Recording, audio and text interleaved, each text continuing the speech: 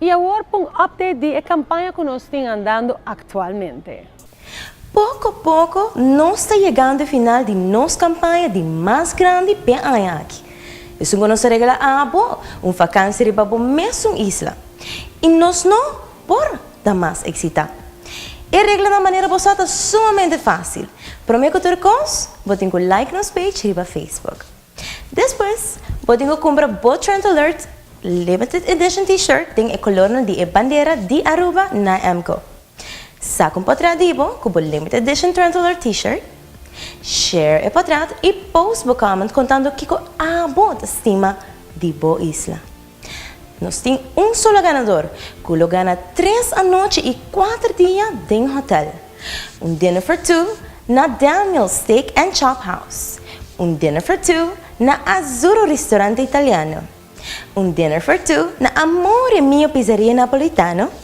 Snorkeling cruise para 2 com Pelican Adventure.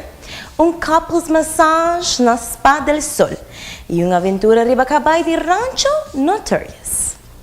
Mientras que a campanha está dentro de sua fase culminatória, é de Sea Dry, Blow Dry, Bar and Shop.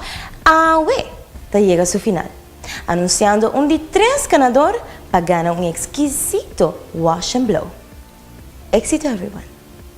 E o ganador de décima aqui está Jean Nicolás.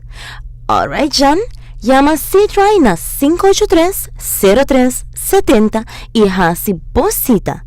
Nanta verdade.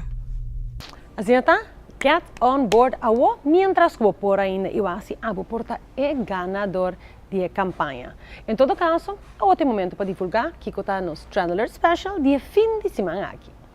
E a Trend Alert Special para esta vierna e já sabra aqui tá bom de nada menos que o Richelle Beauty Vision, que te brindado exclusivamente na Trend Alert sus viewers e Facebook fans de 10% de descuento.